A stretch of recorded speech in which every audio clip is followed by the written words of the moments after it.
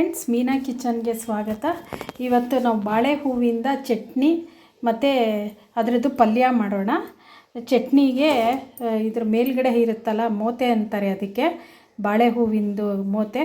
ಅದ್ರ ಮೇಲ್ಗಡೆ ಸಿಪ್ಪೆ ಇರುತ್ತೆ ನೋಡಿ ಕೆಂಪಿಗೆ, ಅದು ಒಳಗಡೆ ತೊಗೋಬೇಕು. ಮೇಲ್ಗಡೆದು ಸ್ವಲ್ಪ ಬಲ್ತಿರುತ್ತೆ, ಒಳಗಡೆದರಲ್ಲಿ ಸ್ವಲ್ಪ ಸ್ಮೂತ್ ಇರುತ್ತೆ. ಅದನ್ನು ತೊಗೊಂಡು ಅದಕ್ಕೆ ಸ್ವಲ್ಪ ಮುಳುಗೋಷ್ಟು ನೀರು ಹಾಕಿ, ಒಣಮೆಣ್ಸಿನ್ಕಾಯಿ, ಬೆಲ್ಲ, ಸ್ವಲ್ಪ ಹುಣಸೆ ಹಣ್ಣು, ಧನಿಯಾ, ಜೀರಿಗೆ ಎಲ್ಲ ಸ್ವಲ್ಪ ಸ್ವಲ್ಪ ಹಾಕ್ಕೋಬೇಕು. ಜೀರಿಗೆ ಮತ್ತು ಹಿಂಗು ಇಷ್ಟು ಹಾಕಿ ಅದನ್ನು ಬೇಯಿಸ್ಕೋಬೇಕು. ಫಸ್ಟು ಸ್ಮೂತ್ ಆಗೋ ಹಾಗೆ ಸ್ವಲ್ಪ ಬೇಯಿಸ್ಕೋಬೇಕು. ಒಂದು 1/4 ಗಂಟೆ ಬೇಯಿಸ್ಕೊಂಡ್ರೆ ಸಾಕು. ಬೇಯಿಸ್ಕೋಬೇಕು. ಅದರದ್ದು ಹೂ ಇರುತ್ತೆ ನೋಡಿ, ಅದನ್ನು ಅರಿಶಿನ ಮತ್ತು ಉಪ್ಪು ಹಾಕಿ ನೀರಿನಲ್ಲಿ ಕ್ಲೀನಾಗಿ ವಾಶ್ ಮಾಡಿಕೊಂಡು ಅದು ತೊಗೋಬೇಕು. ಅದನ್ನು ಈಗ ಒಗ್ಗರಣೆ ಮಾಡ್ಕೋಬೇಕು. ಅದನ್ನು ಒಗ್ಗರಣೆ ಮಾಡಿ ಇದನ್ನು ಬೇಯಿಸ್ಕೋಬೇಕು. ಹೂವಿಂದು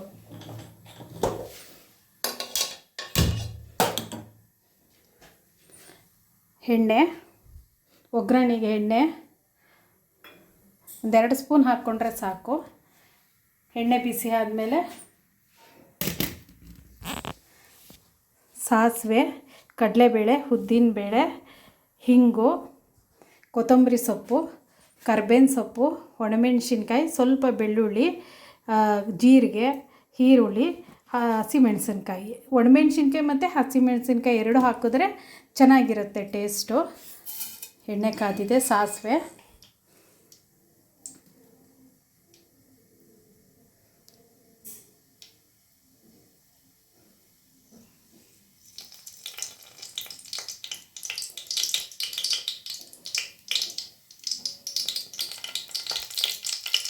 ಸಾಸಿವೆ ಸಿಡಿದ್ಮೇಲೆ ಕಡಲೆಬೇಳೆ, ಉದ್ದಿನಬೇಳೆ,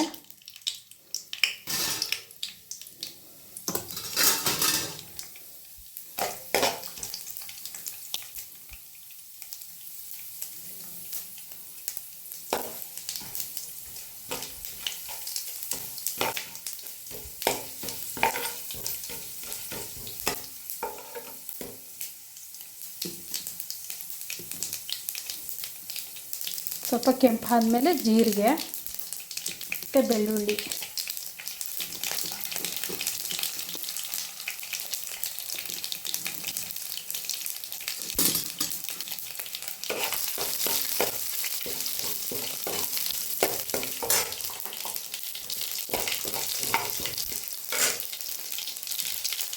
ಹಸಿಮೆಣಸಿನ್ಕಾಯಿ, ಒಣಮೆಣಸಿನ್ಕಾಯಿ,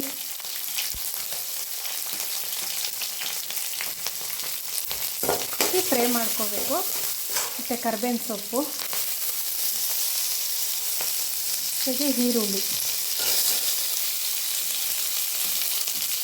ಹಾಕಿ ಫ್ರೈ ಮಾಡ್ಕೊಳ್ಳೋಣ. ಚೆನ್ನಾಗಿ ಸ್ವಲ್ಪ ಈರುಳ್ಳಿ ಫ್ರೈ ಆದಮೇಲೆ ಹೂವು ಹಾಕಿ, ಬಾಳೆಹಣ್ಣಿನ ಹೂವು ಕತ್ತರಿಸ್ಕೊಂಡಿದ್ದೀವಲ್ಲ ಬಾಳೆದು ಹೂವು, ಅದನ್ನು ಹಾಕಿ ಫ್ರೈ ಮಾಡ್ಕೋಬೇಕು. ತುಂಬ ಒಳ್ಳೆಯದು ಆರೋಗ್ಯಕ್ಕೆ ಅದು. ಶುಗರು, ಬಿ ಪಿಗೆಲ್ಲ ಒಳ್ಳೆಯದು. ಜೊತೆಗೆ ಕಲ್ಲಿದ್ದರೆ, ಕಿಡ್ನಿಲೆಲ್ಲ ಕಲ್ಲಿದ್ದರೆ ಅದೆಲ್ಲ ತೆಗೆಯುತ್ತೆ. ಲಿವರ್ಗೆಲ್ಲ ಒಳ್ಳೆಯದು, ತುಂಬ ಒಳ್ಳೆಯದು ಇದು.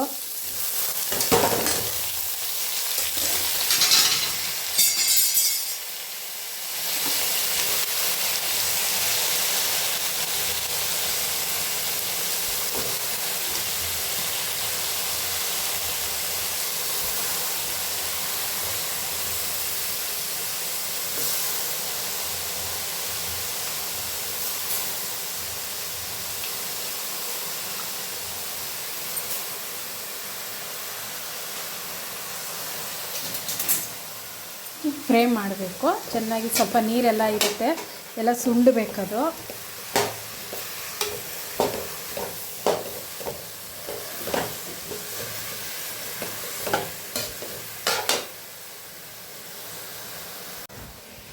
ಇದು ಕುದೀತಾ ಇದೆ. ಇದಕ್ಕೆ ಸ್ವಲ್ಪ ಉಪ್ಪು ಹಾಕಬೇಕು. ಉಪ್ಪು ಹಾಕಿ ಬೇಯೋದಕ್ಕೆ ಬಿಡಬೇಕು. ಅದು ಸ್ವಲ್ಪ ಚೆನ್ನಾಗಿ ಬೇಯಬೇಕದು. ಇದು ಫ್ರೈ ಆಗ್ತಾ ಇದೆ. ಇದಕ್ಕೆ ಸ್ವಲ್ಪ ಉಪ್ಪು, ರುಚಿಗೆ ತಕ್ಕಷ್ಟು ಉಪ್ಪು ಹಾಕ್ಕೋಬೇಕು.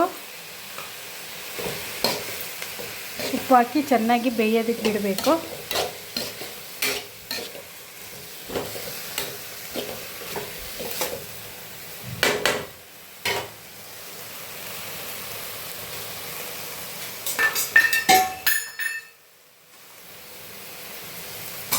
ಹಿಂಗು, ಸ್ವಲ್ಪ ಕೊತ್ತಂಬರಿ ಹಾಕಿ ಬೇಯಿಸಬೇಕು. ಲಾಸ್ಟಲ್ಲಿ ಇದು ಚೆನ್ನಾಗಿ ಬೆಂದ ಮೇಲೆ ಕಾಯಿ ತುರಿ ಹಾಕಿದ್ರೆ ಇದು ಆಗುತ್ತೆ, ಇದು ಪಲ್ಯ ರೆಡಿ ಆಗುತ್ತೆ. ಇದು ಬೇಯಕ್ಕೆ ಬಿಡೋಣ ಫ್ರೆಂಡ್ಸ್. ಈಗ ಫ್ರೆಂಡ್ಸ್, ಇದು ಇದಾಗಿದೆ. ಇದಕ್ಕೆ ಕಾಯಿ ತುರಿ ಹಾಕಿದ್ರೆ ಇದು ಸರ್ವ್ ಮಾಡೋದಕ್ಕೆ ರೆಡಿ ಆಗುತ್ತೆ.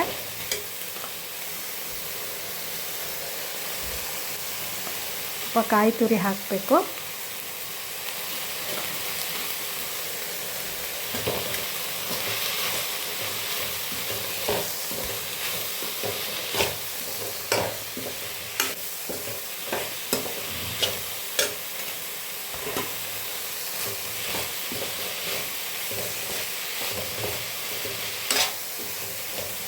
ಇದು ರೆಡಿ ಆಯಿತು ಫ್ರೆಂಡ್ಸ್. ಈಗ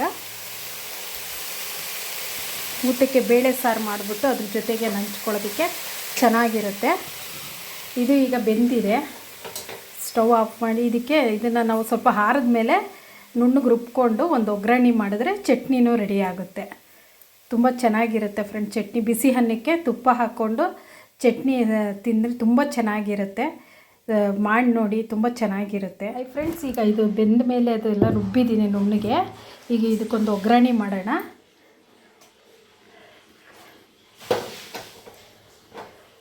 ಎಣ್ಣೆ,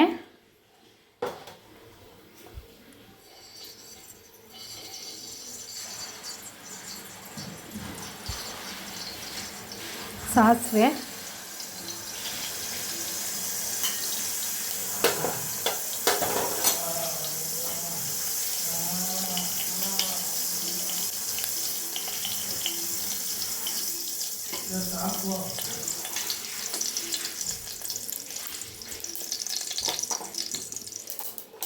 ಸಾಸಿವೆ ಸಿಡಿದ್ಮೇಲೆ ಜೀರಿಗೆ, ಒಂದೆರಡು ಬೆಳ್ಳುಳ್ಳಿ ಮತ್ತು ಕರಿಬೇವಿನ ಸೊಪ್ಪು ಹಾಕಿ ಒಗ್ಗರಣೆ ಮಾಡಿ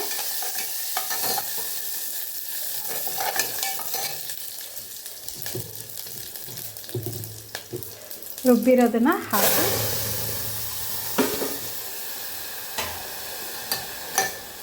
ಒಂದು ನಿಮಿಷ ಅದನ್ನು ಕುದಿಸ್ಕೊಂಡ್ರೆ ಚಟ್ನಿ ರೆಡಿ ಆಗುತ್ತೆ.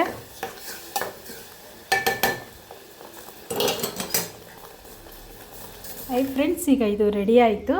ಬಾಳೆ ಹೂವಿನ ಪಲ್ಯ ಮತ್ತು ಚಟ್ನಿ ಮಾಡಿ ನೋಡಿ, ತುಂಬ ಒಳ್ಳೆಯದು ಆರೋಗ್ಯಕ್ಕೆ. ಹೊಟ್ಟೆಲಿ ಊಟ ಮಾಡುವಾಗ ನಾವು ಗೊತ್ತಿಲ್ಲದೆ ನಮಗೆ ಕೂದಲು ಹೊಟ್ಟೋಗಿರುತ್ತೆ ಊಟದ ಜೊತೆ ಎಲ್ಲ, ಅದೆಲ್ಲ ತೆಗೆಯುತ್ತೆ. ತುಂಬ ಒಳ್ಳೆಯದು. ಮಾಡಿ ನೋಡಿ friends. Thank you friends. Subscribe ಆಗಿ, ಲೈಕ್ ಮಾಡಿ, ಶೇರ್ ಮಾಡಿ. Thank you friends.